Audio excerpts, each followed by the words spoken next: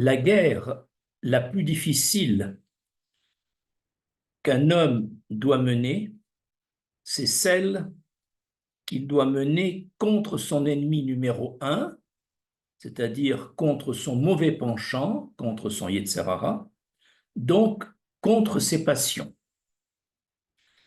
En effet, dans la première Mishnah du chapitre 4 des Pirkei Avot, le sage Ben Zoma a dit « Eizehu Gibor, Akovesh et Yetzro »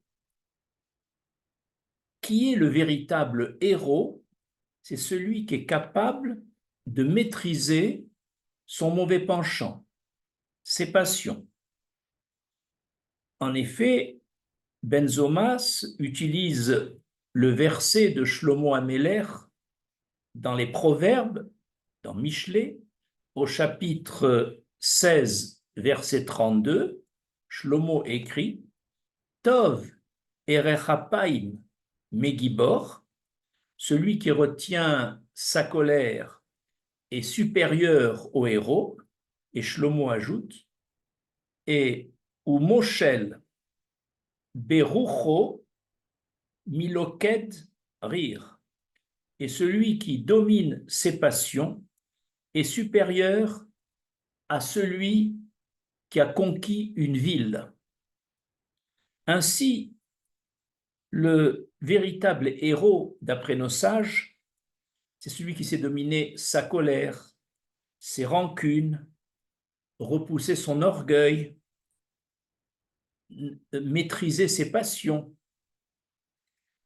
Cette guerre contre les diverses facettes de notre mauvais penchant, de notre Yetzer Hara, est en allusion dans le Pentateuch, dans le Sefer Devarim, au début de la Parasha Kitetsé, il est écrit Kitetsé la milchama al oivecha, quand tu partiras en guerre contre ton ennemi. Et là, d'après Rashi et plusieurs de nos sages, il s'agit d'une invitation à partir en guerre contre notre véritable ennemi interne, c'est-à-dire contre le Yetzer Hara. Et le verset continue Untato Hashem Elokecha beyadecha beshavita shivio, et que l'Éternel te livrera entre tes mains le mauvais penchant, et tu feras des prisonniers. Ce verset promet donc que celui qui décide de faire la guerre à son ennemi interne, le Yetzer Hara, aura l'aide d'Hachem qui l'aidera à vaincre son Yetzer Hara, et même il aura des avantages, on verra lesquels, il fera des prisonniers. Ce combat qui est exigé de nous en permanence contre le Yetzer Hara va faire l'objet dans ce cours de 3 paragraphes.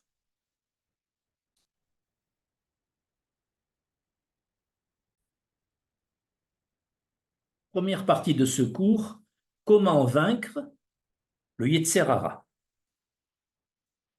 C'est le verset que nous venons de citer de la Parasha Kitetsé qui va être la source des conseils donnés à l'homme dans sa lutte contre le Yetzer Hara. Le début de ce verset dit « Quand tu partiras en guerre, Kitetsé la milchama ». Cela signifie que il faut d'abord une prise de conscience d'un homme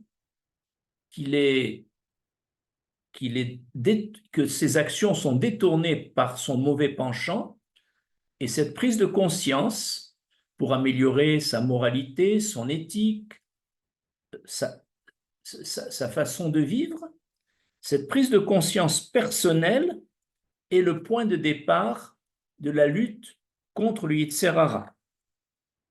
Quand tu partiras en guerre, et dans ce combat contre le Yetzer Hara qui s'attaque à notre moralité, à notre élévation spirituelle, il faut une décision ferme de l'homme.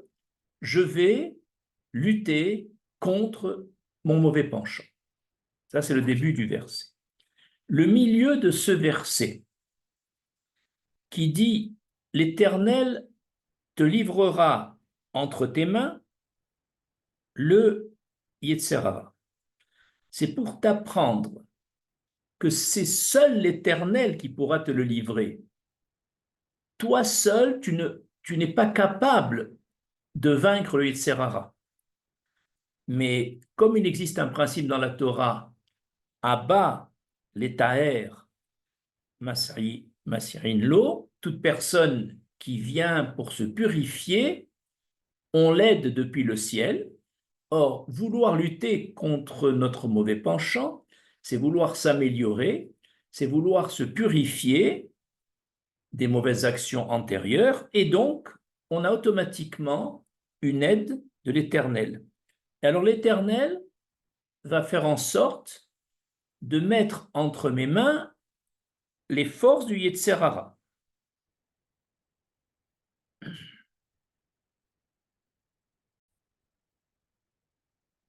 De plus, le verset, la partie du verset qui dit que l'Éternel te le livrera entre tes mains, signifie que si tu es victorieux du Yetzer Hara, tu bénéficieras alors de toutes les forces de ton Yetzer Hara pour mieux servir l'Éternel. On en a une preuve lorsque Yarakov a lutté contre l'ange d'Esav, qui représentait le Yetzer Hara. Après cette victoire, Yarakov, qui s'appelle maintenant Israël, d'après le Yetzer Hara, lui a demandé « Quel est ton nom ?» Il a demandé au Yetzer Hara « Quel est ton nom ?» Et le Yetzer Hara lui a répondu « Je n'ai pas besoin de te le dire puisque tu t'appelles Israël. » Que signifie ce dialogue? C'est que Yarakov a pour valeur numérique 182. C'est le tzaddik en formation, en puissance, en période d'élévation. Il a mérité le titre d'Israël de valeur numérique 541. Or, en luttant contre le Yetzer Hara, contre le Satan de valeur numérique 359, Sin, Tet et Nun, 359.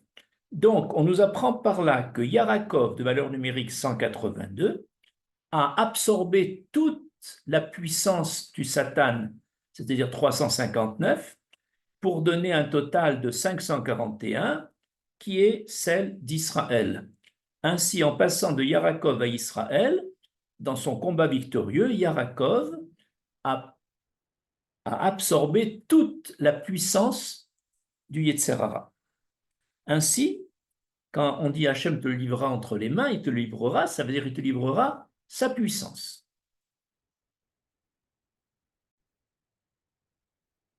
Enfin, la dernière partie du premier verset de Kitetse, où il est écrit Veshavita Shivio, tu feras des prisonniers, cela vient apprendre que les transgressions, les avérotes, qui étaient collées en toi, suscitées jusque-là par le Yetzer Hara, une fois que tu as vaincu le Yetzer Hara, tu transformeras toutes les avérotes qui étaient en toi en srouyot, en mérite, par cette tchouva. Et ça, c'est ça, tu feras des prisonniers. Tout ce que le Yetzer Hara t'avait enlevé comme mérite en te mettant dans le cadre des transgressions, non seulement tu annules cela, mais mieux, tu en feras des mérites dans ton patrimoine spirituel. De plus, le verset Veshavita Shivyo, la fin du verset cité, t'apprend qu'il faut mener cette guerre contre le Yetzer Hara sur son propre territoire, en utilisant les propres armes du Yetzer Hara. Par exemple, lui, il a l'habitude de te faire fauter par étapes successives. Alors toi, lutte contre lui, non pas frontalement, mais fais-le par étapes. Par exemple, jusqu'à présent, tu ne donnais pas ta dîme, ta tzedaka d'argent, de minimum 10%. Alors, si tu n'as pas la force de le vaincre en donnant directement 10%, commence pendant 3 mois à donner 5%, puis encore pendant 3 mois à donner 8%, et ensuite tu passes à 10%. Comme lui agit par étapes, toi aussi, tu vas pouvoir le vaincre en agissant par étapes.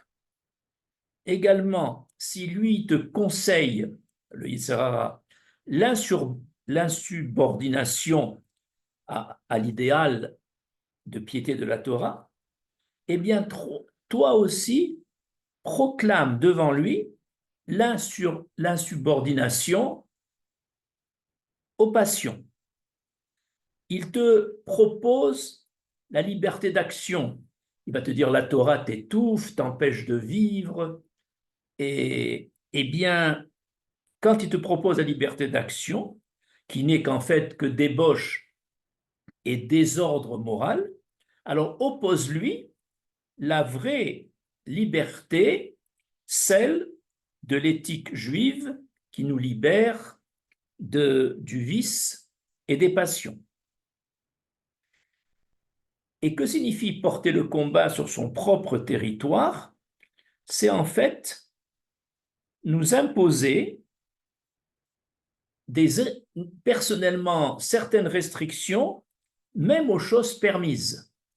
Et là, c'est vraiment lutter sur le territoire du Yetzer Hara.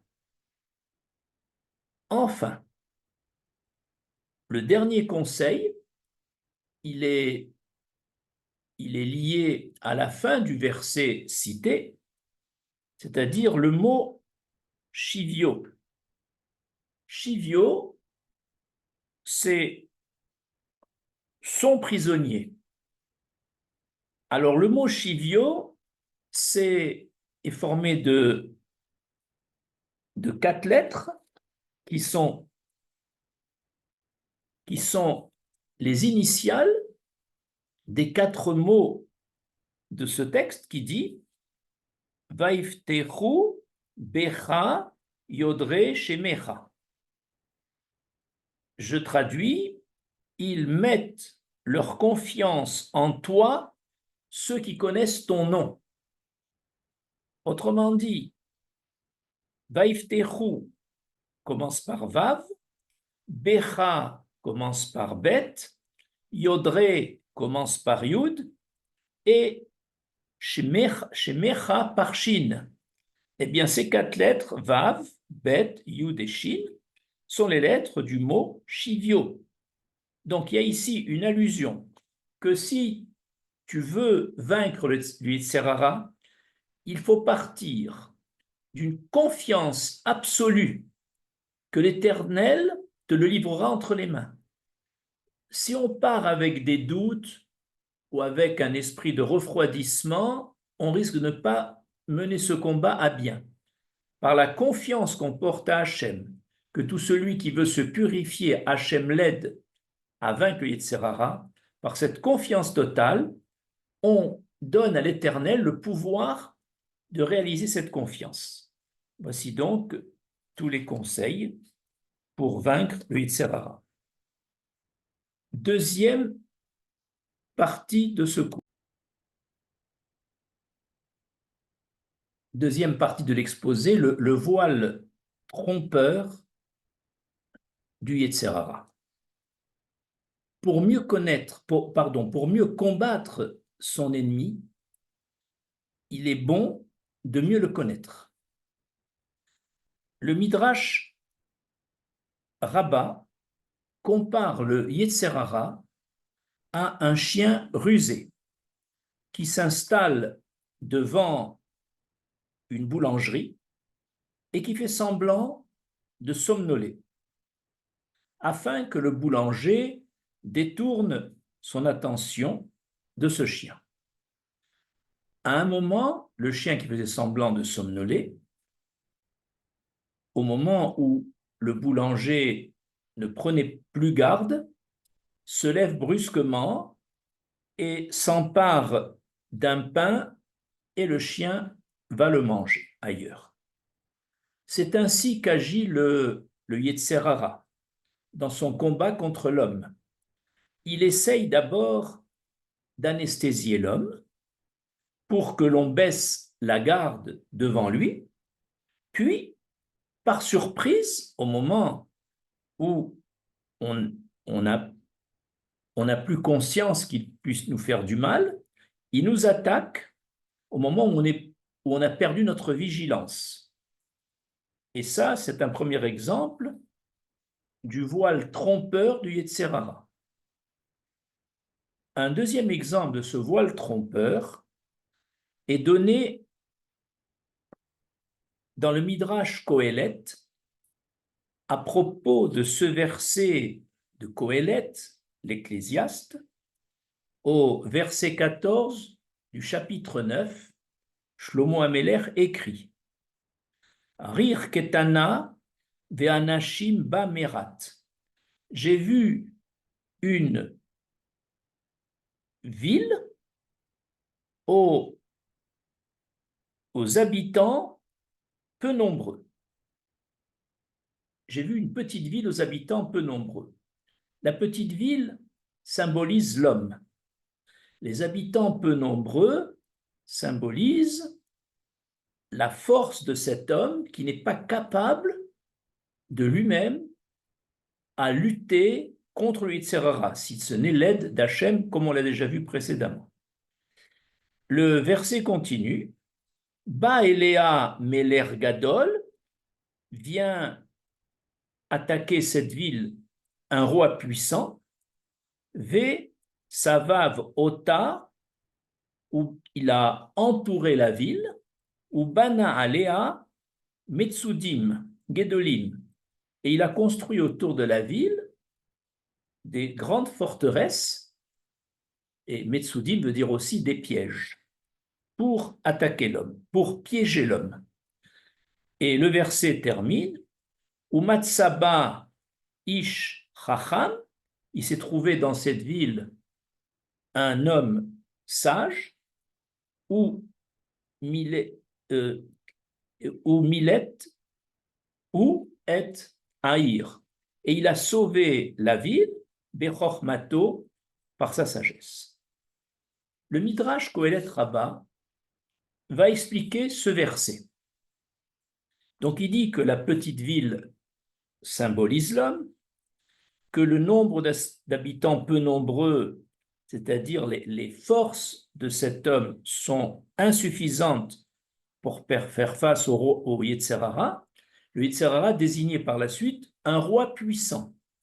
Le roi puissant, c'est le Yetzer Hara, qui a piégé l'homme en l'entourant de forteresses dans lesquelles l'homme se sent complètement enfermé.